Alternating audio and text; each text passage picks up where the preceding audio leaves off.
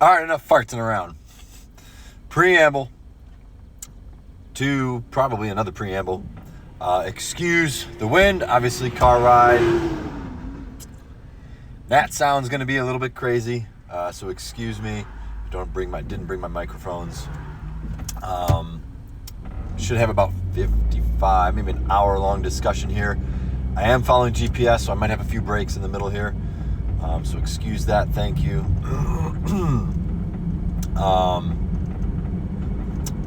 One big one is simple fact. Today's, just to give you the idea, today's discussion, not that the title ain't there, today's discussion, worry and anxiety, folks, finally hit us.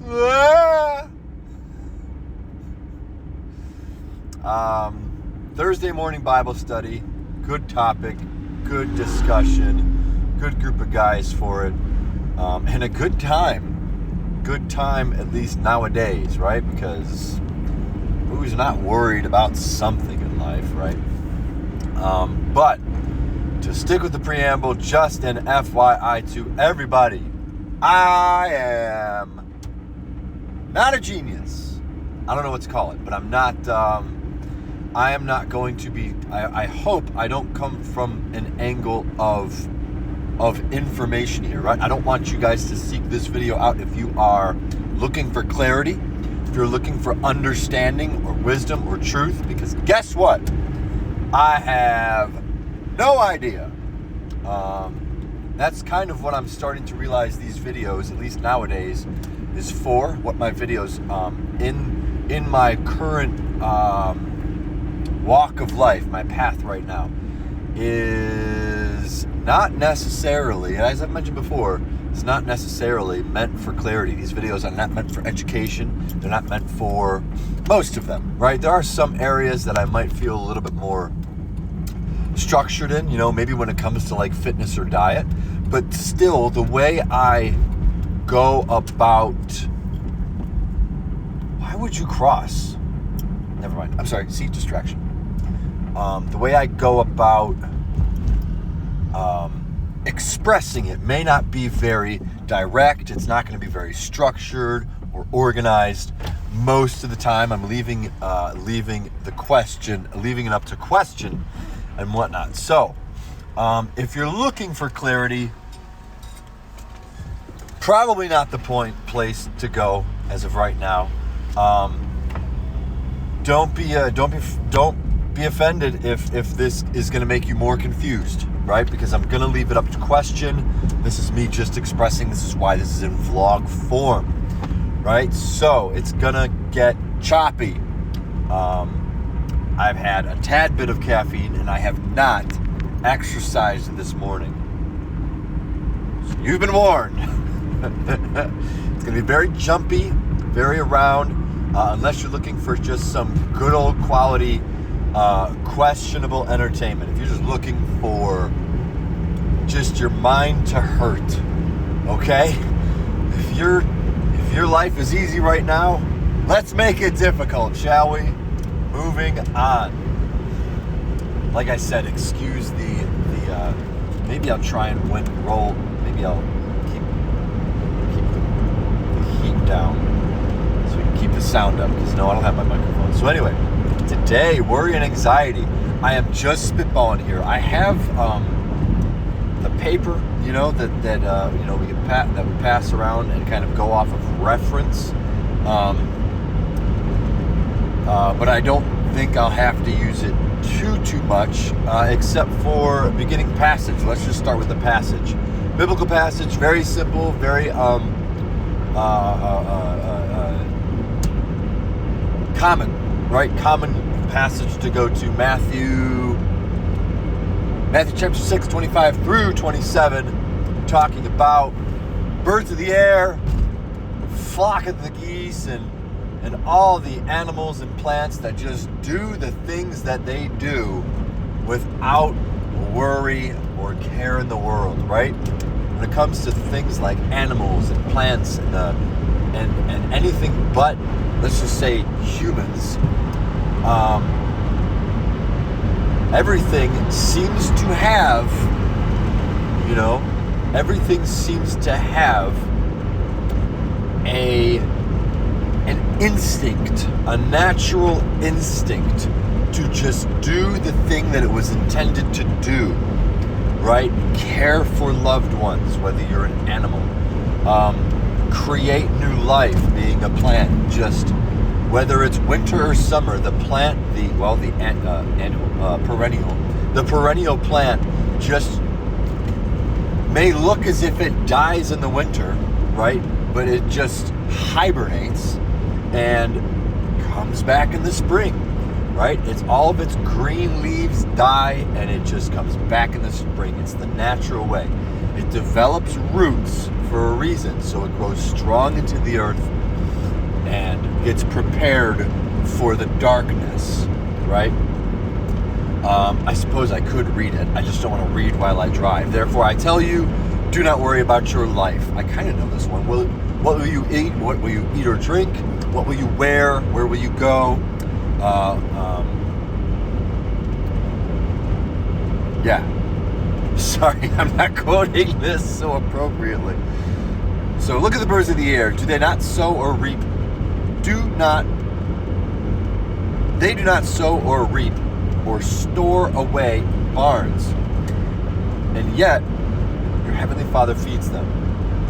Right? So I don't know if I like that example. I know I like saying it's from the Bible,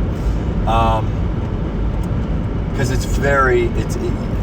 the Bible always needs elaboration. It's not like it's exact. So you can probably point out like an animal that will, like a beaver.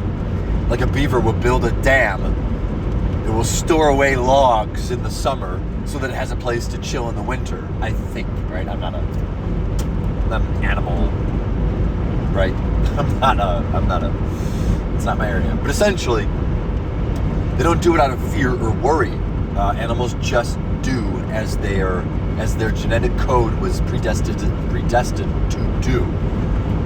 So where did this worry, where did this anxiety, where did this fear of an outcome, or even in the past, right? I have a common theme where I worry about not just what I don't know what's going to happen in the future, but I worry about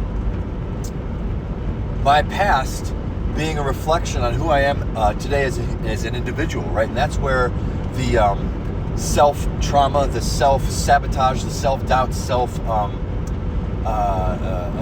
self-image thoughts start to come up, right? Because I care so much about people, because I care so much about people, right? I want everybody in heaven, whoever you are. I need everybody to love me, right? At least that's the common thought. So this self-doubt, self-image, self-problem, self-sabotaging thought process is abundant, right? Just because of, let's just say self-trauma, just being from the past. If I think about my past experiences and don't keep in mind that God loves me no matter what, and I don't think about that, I will get in my head and think, oh, I didn't like this experience about myself, I didn't like this, and I don't like how I reacted to that, and this happened to me with this person, all these things. I want to be more specific, but I know most of you will relate if I keep it general. Then I'll get up in my head and then worry and anxiety and fear. Man, how are you going to cut me off and then put your double blinkers on? Oh, because it's a work zone. Stop worrying, Mr. Wiz. It's very simple, very common. Didn't know this was single lane, but okay. Anyway, sorry.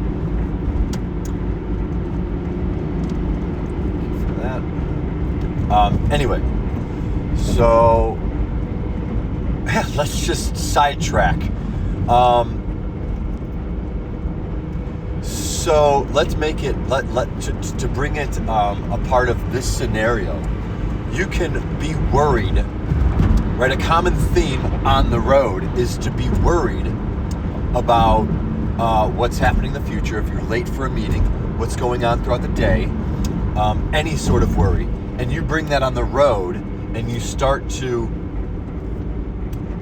get anxious, and you start to let's just say it for what it is. Let's just say start speeding. You start breaking the law, just as black and white as it gets. You go over the speed limit by 1 mile per hour, and the person who's not speeding has the right to say, yeah, you're wrong, right?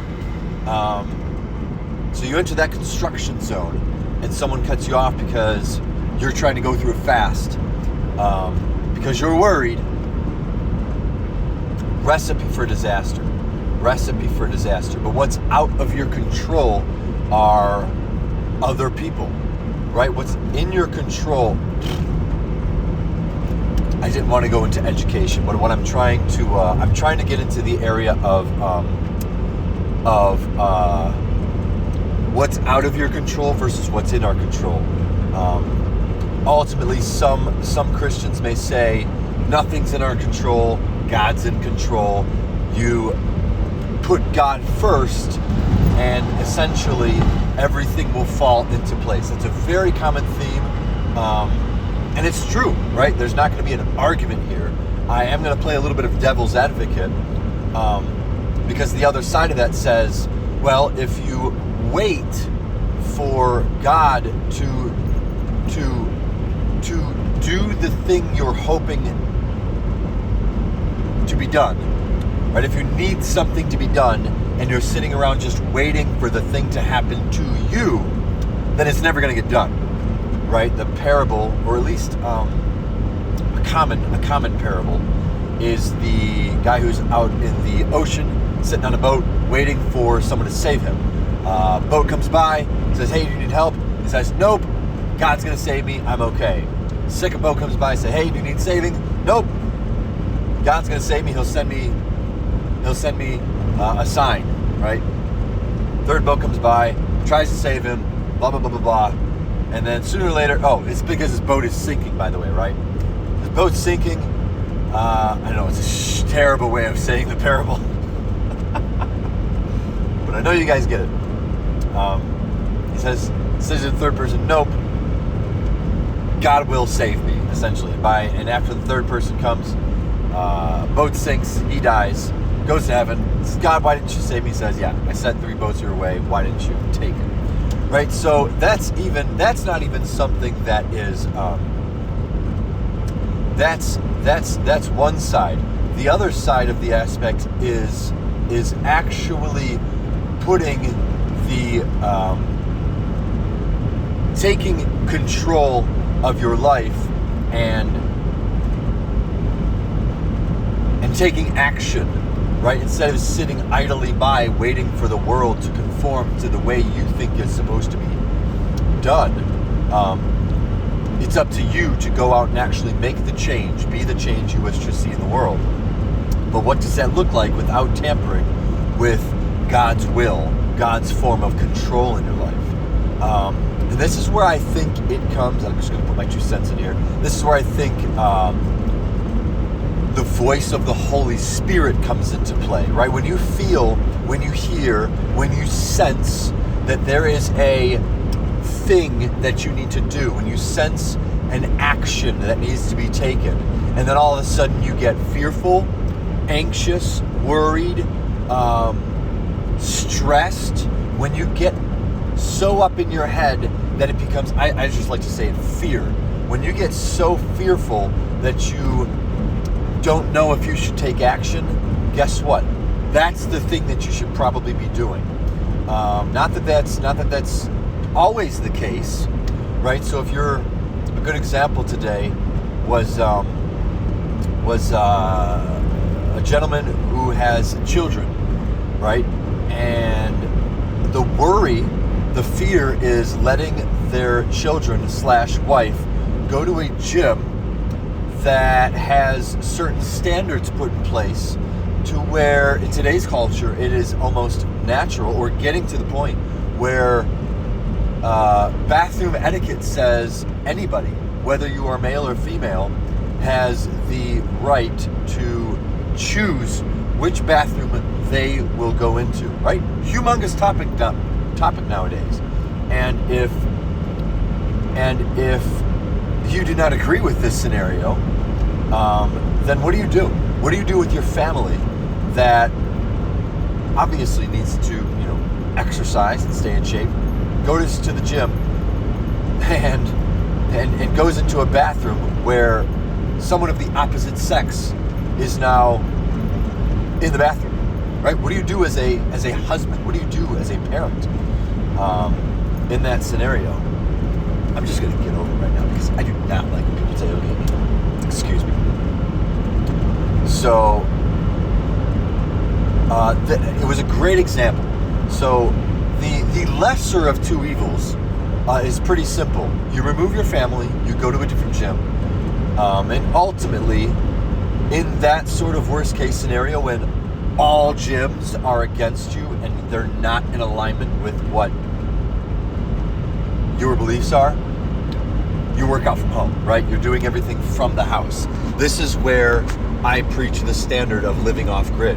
When you ultimately are the only one in life with the proper standards, and you are the only one in your country, in your world, who is living by the will of God, or let's say it a little bit lesser, when you are living by God's, living by God, right? When you are the only one in alignment with God, you're the only one left in the world who believes in the one way. And it's true. Let's just say it's actually true, like you're just the stranded individual. Then yes, in my opinion, this is where you figure out a way to go off grid, and until the voice, until the calling is taken upon you to go out into the world in a biblical fashion of whatever God places on your heart to be, to start making that change. But the question might be arise, like, what does that change look like? It's different for everybody, I think, is what we're trying to get at here. Everybody's calling is different, right? So to take this even further, the dark side might be that God places upon someone's heart to cause absolute mayhem. The first person that comes to mind would be Samson, right? I'm not humongous into all the biblical stories, but there is violence all throughout the Bible. There is murder, there is killing. Let's say killing, because murder is I like the word kill because it's more along the lines of self-defense rather than going out and just causing violence to people that don't deserve it. So, whereas God will call somebody to actually kill in order to defend against the kingdom of God, and which is possible, then that's what somebody's purpose will be. It is what it is. On the other end, if you are more along the lines of protection and safety and providing comfort, then that's where your form of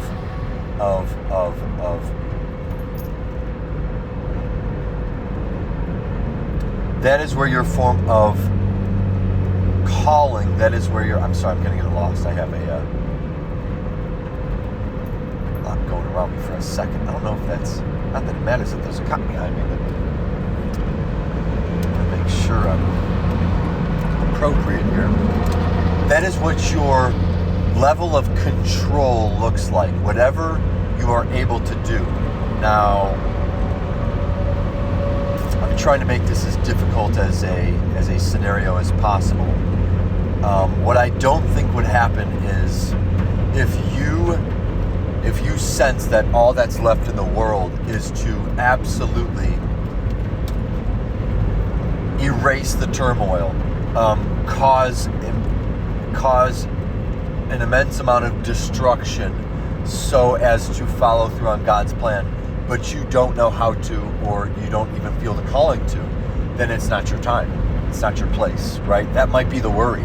That might actually be what you're worried about, is thinking about things that are out of your control. Your level of control is placed on you through God's voice of the Holy Spirit. I'm not missing my exit, am I? My goodness. Sorry. Right? I think what's in our control is known by God's voice, the Holy Spirit, and listening intently as far as what we are capable of doing, because that's what God's plan for us is, right? I actually like the way that ended. Very nice, Mr. Wizard. So, yeah, that came out pretty quick, pretty well, pretty easy. But I want to make sure I'm hitting everybody's points, everybody's questions, because that was one of the bigger topics of what's necessarily in our control as individuals. And I think it's everyone has their own style of control, right? And we all come at this game, we all come at the round table with different answers, because we're all different and we all have our own piece of control to put to the pie. Why are there back to back to back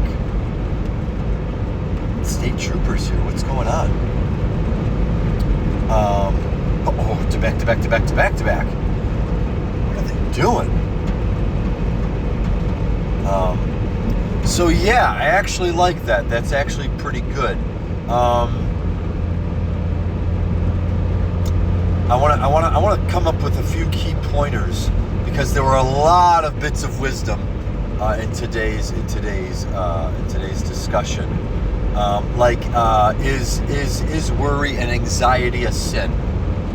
Right? That's a really good question. I think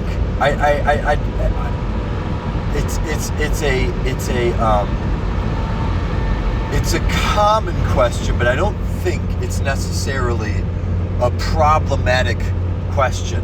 Like, if it caused you worry, I don't think worry and anxiety, I don't want to be the one preaching here, but a good bit of advice, good lesson to be taken from that. So if the question is worry and anxiety a sin? I don't, the response was, worry and anxiety is not necessarily the sin itself, but it's the symptom of what can be led to a sin. It's the symptom to an inevitable sin. So worry and anxiety could absolutely be a good or bad thing, right? How you go about responding to worry and anxiety is the ultimate thing. Worry and anxiety is not just a thought, right? We like to think that our thoughts or our emotions, not our emotions. Yeah, our thoughts are emotions that are inside our body, and that's very true, right? But emotion is not. But a thought that's in motion is exactly what it is, and it's a trapped emotion. I need to make sure I come at this properly here, because I don't want to seem like I'm teaching anything. But worry and anxiety is trapped, traumatic energy that's inside the body. So before you act on it, it's all up in the head. How we act upon it is either trapped in the body. It either gets trapped in the body and causes trauma, which becomes a sin, or it becomes a form of release in the body or for the body. And how you release it also has two ways of going about it. you can release your trauma in a healthy way, or you can release your trauma in a negative way. So the first thing that comes up is a very violent, aggressive, negative, let's say murder. Murder is a traumatic form of releasing trauma that causes a negative outcome upon like God's plan, right? Or you can release your trauma in a safe and assertive, and which could still be violent. I'm still trying to justify the word violence nowadays, because violence can also be a healthy thing. You can cause violence to somebody, or you can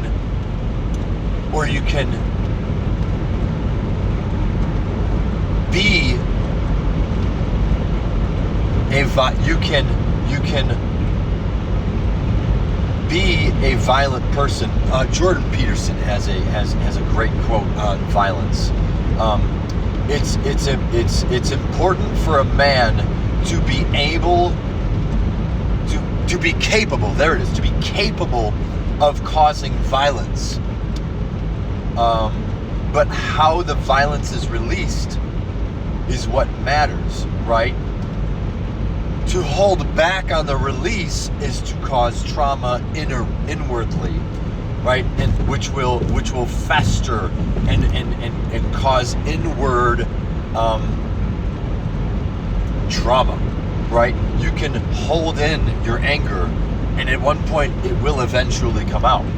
Or you can be capable of causing violence upon your pillow, so that when it does arise, you can release aggressively, not upon people, but in an assertive, dominant way on something that cannot be broken, right? So after the anger is released, which is very important for men to do, or anybody, excuse me, for people to do, release anger, you can then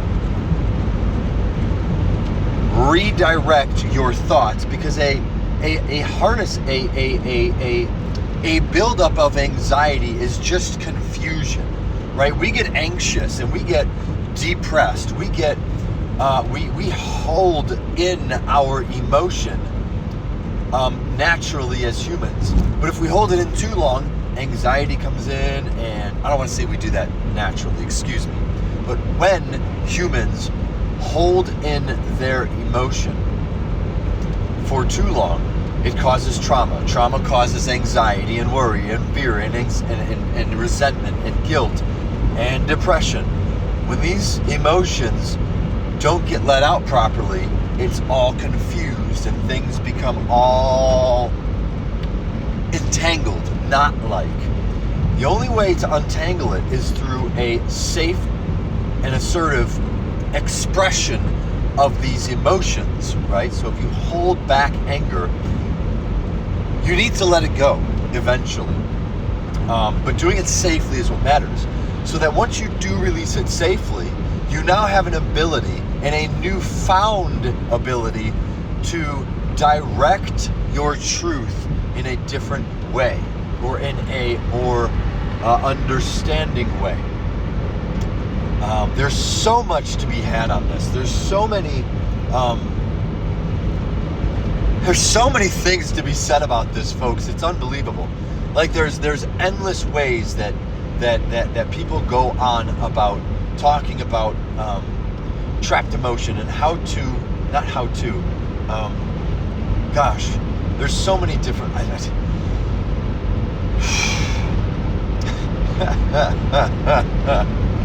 worked up about this, folks, because it's a major topic.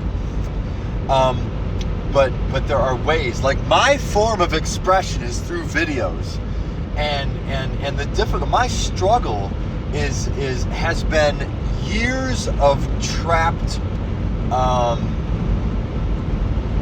connection. Right? It's my most ironic way of communication. Because these videos aren't necessarily for me, but it's my way of expressing. I've got to figure out where I'm going, folks. Hang on. I think I just missed it. Oh dear. Oh, fuck, I'm sorry. Fuck. Excuse me. Well, my worst fear kind of just came up. Irony is at its highest at the moment. Essentially, I missed my exit. I have to give out a prayer to the driver of the Audi, who is quick and decisive in driving around my miscalculated observations in life. So prayers, blessings, gratuity to God. Hopefully, individual isn't too upset. But yeah, the prayer is to bless the individual who has quick reflexes.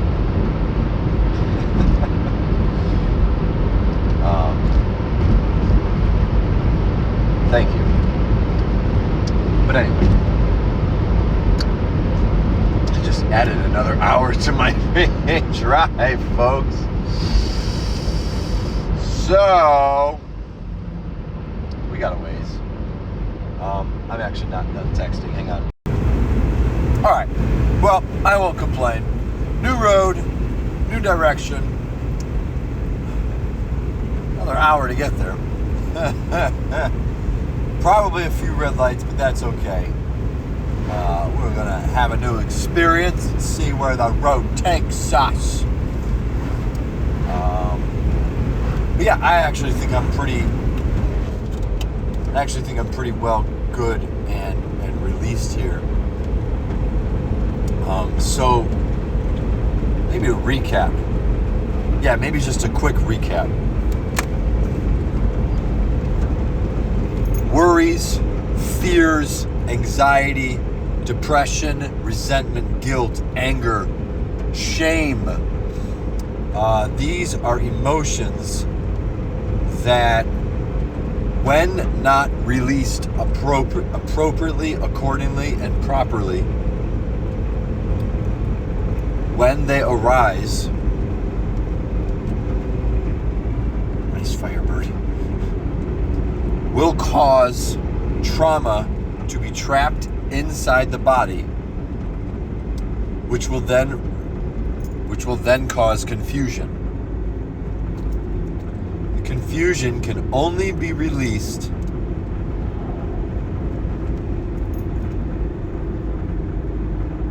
in order to find clarity. You release trauma appropriately by seeking God's word, seeking God's kingdom, following the word,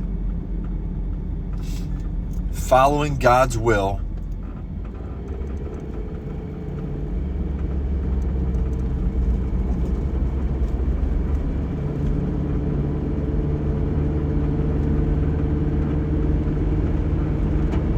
in order to release said trauma.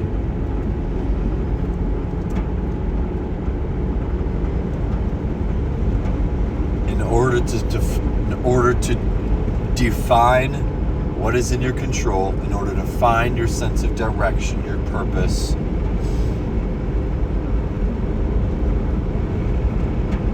and get rid of all negative emotions.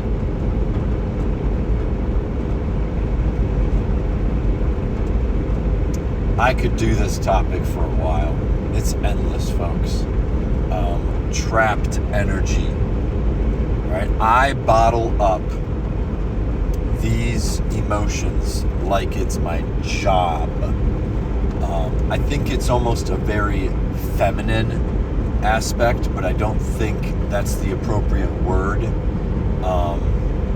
because I don't want people to get the definitions mixed up. If I were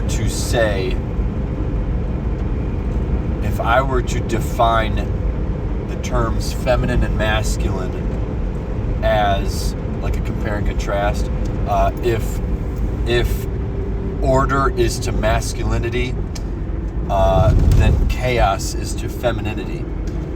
That's not necessarily a bad thing, right? Because, people may take the term chaos or chaotic as being bad, and I don't see it that way. Chaos is literally what creates change in the world, what creates change at the cellular level. Without chaos, the cell doesn't grow. The cell doesn't divide. When the cell begins its process of division, it goes through absolute chaos. When a caterpillar turns into a butterfly, it's not at all orderly. The process can be seen as orderly. I don't even know if I like that term. It could be viewed as orderly if viewed from a genetic predisposition viewpoint, viewing glass, lens, right? Because if you see it through God's eyes, then everything is order, because it's the way God intended it to be. But God created life to be very chaotic, right? I hope, right? At least I'd like to think that that it was in God's plan for humans to fall, right? I don't know how God can be surprised by the fact that humans decided to, or humans evolved, if you want to take it to the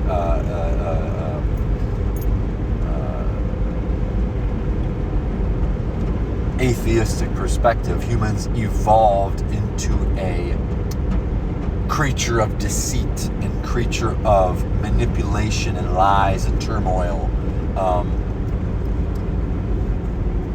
I like the biblical version way better, because with the action of corruption, we also have the action of understanding, right? Without the evil, we won't have the ability to be good, right? There's the tree of good and evil. It's the tree of life. It's the tree of understanding, of knowledge, of wisdom. But with that comes all the negativity of failure, pain, negative emotions, this guilt, shame, and resentment of improper, indecisive,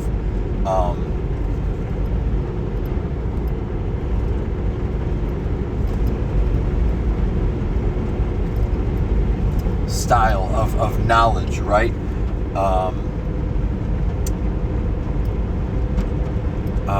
Geniuses, right? There are intellectual individuals. I've also heard of the term or the description of prophets and those that prophesize. A prophet, give me a little bit of wiggle room on this, but a prophet is someone who can see or has been given the ability to see or be given clarity into the future, or visions of truth and wisdom and understanding. Those with knowledge and understanding know that knowledge is the absolute root of evil, in a sense, because to know is the most scariest, difficult concept to understand, to live by. Because if we have this knowledge, then we ultimately know that we are destined for inevitable, endless failure and turmoil and chaos, right? But ultimately, I know there's another half to this too, because the knowledge is, I don't want to say knowledge and wisdom are opposites, but I like to think of knowledge and wisdom as opposites, because knowledge being truth, wisdom being understanding. To know the truth is absolute chaos, right? Because we just know that, I don't want to say maybe not know truth, but to know the facts, right? Truth is almost right in the middle. God is truth. God is light. God is the truth, the way, the truth, and the life. But to know the fact is to know that we are absolute destined for turmoil and chaos. But to understand the overall prophetic wisdom of God himself, itself, is to understand that, I don't like to say in the end, but to understand God's overall plan is to be content in the chaos, to be structured and orderly inside with God as the direction, to know that no matter what happens, even the most chaotic of moments will inevitably lead to God's ultimate kingdom, ultimate purpose, ultimate plan. Right? So there's two edges to the sword here, and one edge may seem maybe a little bit better, only because I may see it as better than one. I'm on the side of wisdom because facts and knowledge is studying, right? Memorizing all the facts of the world is just not my game. But I'm also a dumb whiz, so I like this idea of wisdom, the concept of understanding the overall plan, not the individual plan itself.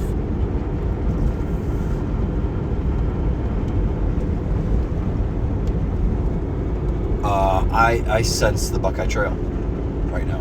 Sorry. Camp Belton. Wildlife area. I'm sensing some Buckeye Trail. I don't think we're close though.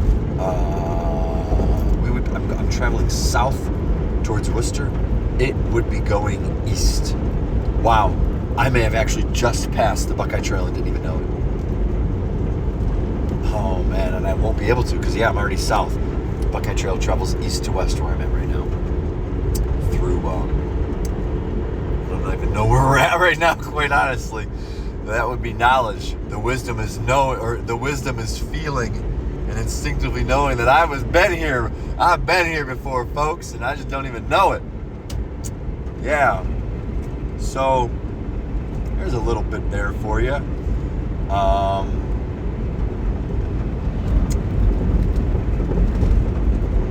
If you made it this far, I kind of want to go off into my own little personal vlogging a bit. I know it's not too necessary for people to know, so it's probably better that I post it at the end of this video. So if you made it this far, maybe you care. If not, go ahead. I might go ahead and do a little bit of a transition here away from the topic of worry, anxiety, and prophetic prophesying. Did I hit the prophet part enough? Prophecy versus knowledge. Even prophets have a very difficult life because they understand what's to come. Yeah, we're there. I'm there. I'm pretty content. And hopefully, if you guys found this video helpful, go ahead and leave a question. If you have any thoughts or questions, I say leave a comment because I love the discussion. I love when people discuss this sort of aspect. I don't have a person to talk to about this right now, so it's like, discuss away, please. I would love to hear your thoughts and inquiries. Question away, question everything. But moving on. Let's move on with the pause button. All right, I'll even give you a different angle to change up the... I don't know where I'm going right now. All right, so a lot going on these days. I don't even know if I'll be able to get it all out there. But it's chaotic in the sense that I'm still not necessarily writing down a lot of things because my journal encompasses an hourly block of schedule. I bought a specific journal pad that is very organized because that's what I need. But I'm not necessarily in the an area of life where I am blocking out my events by the hour, right? I kind of just have a list of things to do. And this season is just the time to where I make sure I hit them all. I don't necessarily know when precisely I've got to do this or got to do that. So it's a little bit difficult, a little bit chaotic. Just to run through what's going on. I have a couple different jobs at the moment as far as work goes. A side job with the Houserton that I've known for decades, and I'm working for him for nearly 15 years. That's always spring and fall. We've got tree cleanup, not just on the farm, for the Camp High where I live and work for during the summer. The camp in the backyard, but there's also river clearing that we need to be doing soon. The Camp High canoe and kayak will be open within 2 weeks. By the way, I didn't even tell the date yet. April 26th. It's Easter weekend, folks. Happy Easter weekend. Thursday. Yeah, it's Thursday. Oh, I never wished anybody a happy Easter. We're going to go see our brother this weekend at his church. He's going to be doing some pastoring, preaching. I figured we'd go see the family for the weekend. That'd be awesome. I'm trying to run through, and I just don't know. So, the gym. New training program. Just to recap, training program, Pacific Rim Athletics by Lee Weiland is well underway. I am trying to ingrain the movement patterns into my body. Every single day. I missed it this morning. I couldn't do it this morning. I'm a little bit sore, a little bit tired from a lack of sleep, but I got the sleep back today, doing much better. Diet is just dandy, folks. I got to be honest. Diet is just right on. I mean, it could always be better, but I am not really eating crap. I'm not eating much crap at all. You know, I'll go out to eat maybe twice a month, you know, and yes, I will have a beer, which I'm totally okay with. I'm almost there. I will have not thoughts. Like, I don't need to drink beer on my own anymore. It's just not there. I've had one day out of the past 3. Is it 3 months? Yeah, March. Yeah, one day since the beginning of the year where I just felt the desire to drink. So I've had let's just say I've had one slip up. But other than that, I don't need drinking. I don't need cannabis, and I don't need it at all.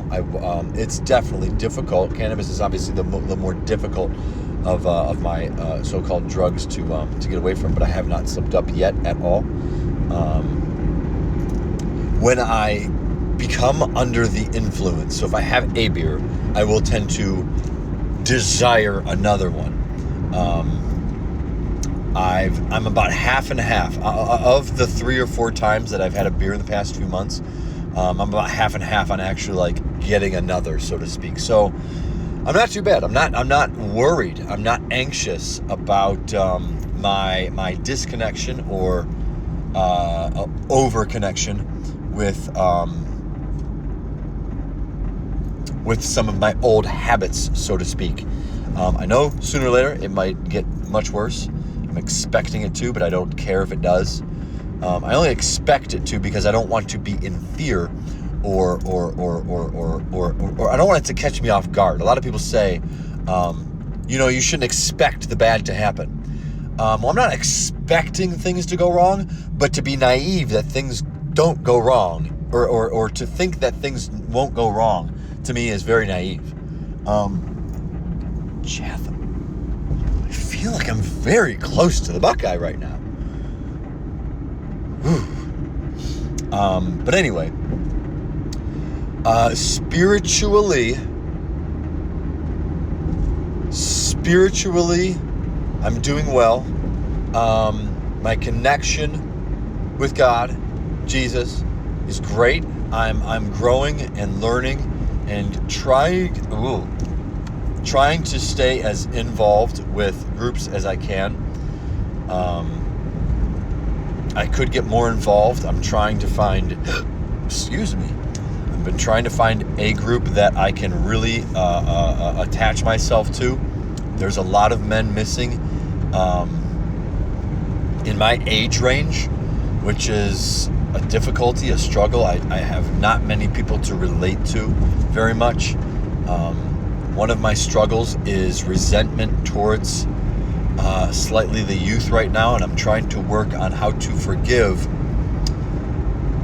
not just the youth that I in my head almost condemn, but more or less what's more important or more real is forgiving the inner me, the inner young me, right? Because that's really the only reason I feel so. I respond negatively to the younger adults these days because I was troubled immensely, right? And I just haven't come to terms with how troubled. So as I've grown up, I'm thinking of the way I would have gone, or I would have gone about being in my young adult days.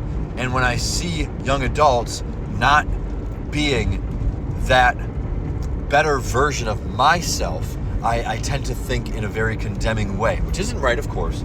But it's also making me think that I need to go back into my past and forgive and tell my story in a way. I've been really interested, or I am about to be doing a lot of podcasts, folks. Be on the lookout for future podcasts I'm getting with family and friends.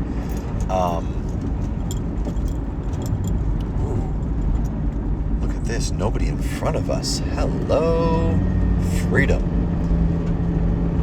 Oh, there's a semi up ahead. But yeah, podcasts are going to be rolling out pretty soon. I want to express my story. That's where I'm at right now. Ever since I've been baptized, I've had the calling to just start releasing it, plain and simple. I have to release the testimony. I have to release the story. And I've already done so. I've already done so with the podcast with my father. I'm going to start doing it with some friends, maybe some family, and really start opening up about my young adult life. I've done a couple I've done a couple testimonials via vlog pertaining to my youth, my really young days. You know, my youthful youth, teenage years. Those are, you want to really dig, be my guest. It's not as important, but I do develop a massive amount of trauma in my youth, or did, and that just tailored into the decisions that I started making in my young adult years. So it's all connected, and all means, it all works together symbolically, symbologically.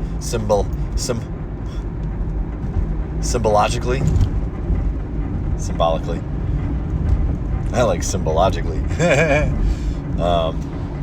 Yeah, there are podcasts to come. It's time to go into the story. I'm trying to actually segue into my story in a way. And I don't know where to begin. Yeah, a lot of it. So, I mean, I guess I could now, but I don't think anybody's going to watch this far. So, a big part of my young adult phase, and this is in my later 20s, my earlier 20s. My early versus my late 20s were two complete different lifestyles. So in my early 20s, I was doing my best to follow the social norm of creating the life that I thought society, that I thought I could work well in society for, right? I want to be able to be a part of society, or at least I think I do. I wanted to put my 2 cents into the world, and I just needed to educate myself and work really hard and build skills that I enjoy, right? And work for people so that I can create a wealth that I could, start moving on into a career, right? Start building off into a career. I had no doubt that eventually in my life I would start doing my own thing and I would start breaking away from society, which I did in my late 20s, but I didn't realize how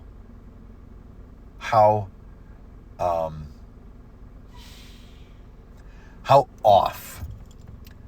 I don't want to say how off because that means it was wrong. That makes it sound as if it were wrong. I don't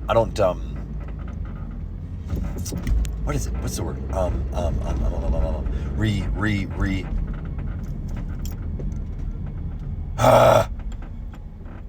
Do you have any regrets? Right. I don't want to regret my life, right? It's different at times, at specific points in my life. Now I'm living with no regret. I'm very happy, very proud of where I came from. Very happy where I came from. Proud, I don't know.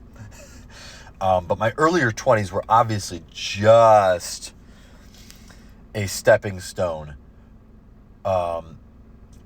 Building up the skills that I just I will need. I will need it eventually. But it's the skills that are not my best, right? I like being well-rounded. I like being a jack of all trades rather than a master of one, right? I do not have very many unique, precise, I do not have that one skill that I can go into and then, with all my heart, mind, and soul and become the best of the best. I just don't see that. So I like doing a lot of different things. I'm going to check my GPS real quick. Hang tight, everyone. All right, so Lodi is where we're at, apparently. And I'm pretty sure I passed the Buckeye at one point. I did pass the Buckeye at one point.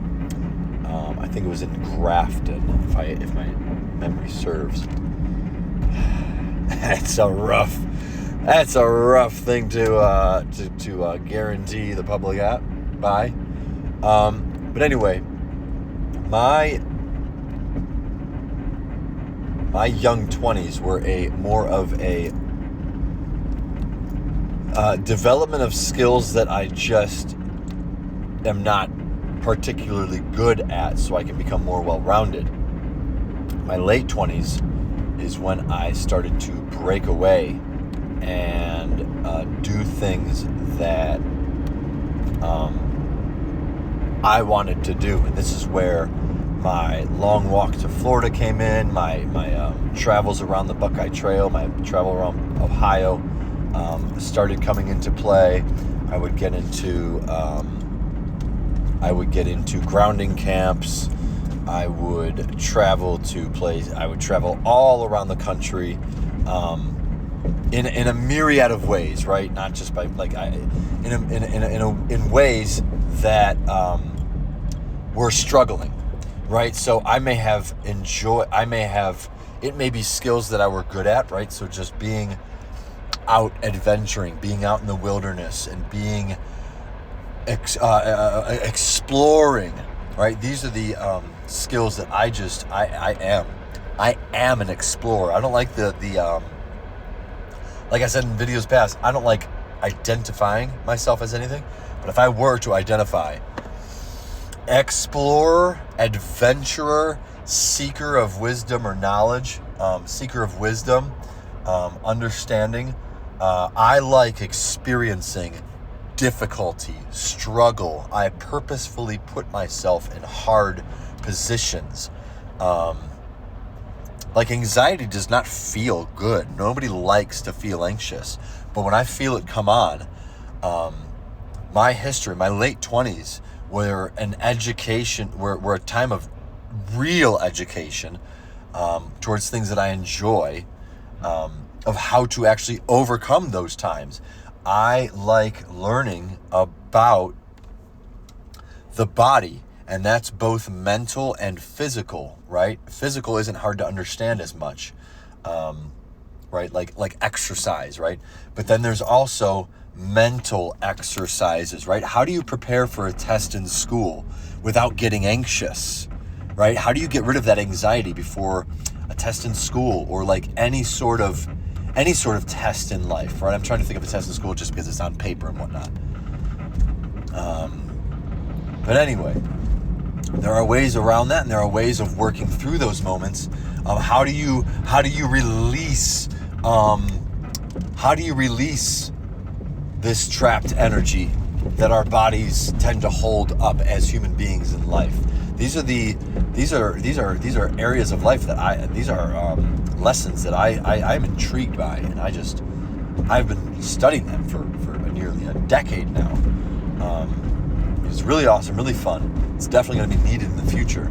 I'm going to make sure I'm still on point here because I'm actually not so sure. Hang on. All right, we're good. 11 miles. 11 miles, 15 minutes. So I am deeply intrigued by physical pain. I'm deeply intrigued by pain. I hate it. I absolutely hate pain in all of its myriad of forms of expression. Right? Pain can be expressed, can be taken on physically, emotionally, mentally, spiritually. Right? And I hate pain. Like, I hate physical pain. But then mental pain and emotional pain comes down, and it's like, holy cow, this really sucks. Right? And then spiritual pain, God forbid, I literally turn my back on God. Oh, wish me luck, folks, because pain has just begun, right? Pain and suffering, to me, I don't like it, but it is definitely a deep, I love the subject. I love the topic because we all go through bouts of pain. It's not like we can avoid pain and suffering. Even the person who sits inside the room for their entire life will inevitably experience pain at some point, somehow. I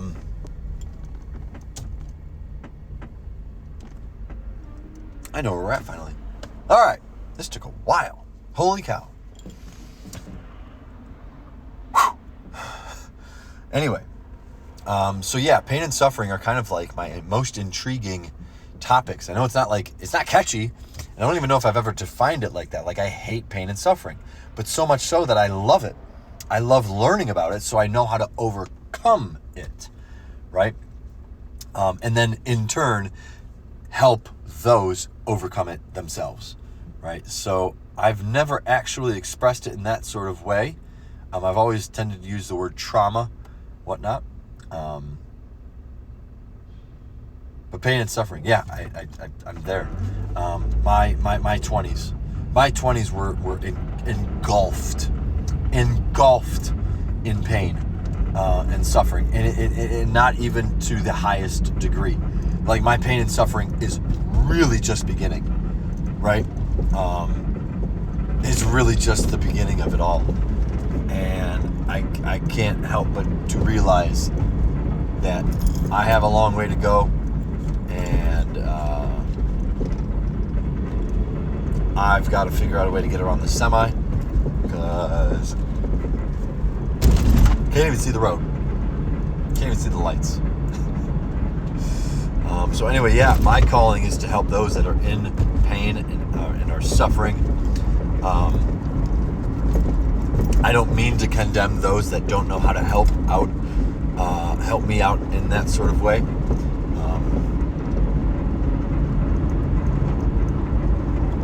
And I thank those that do. I feel like I have so much more to say, but I'm kind of wrapping it up here. So thank you for watching. Thank you for following. We'll go ahead and stay there. I was going to end my last...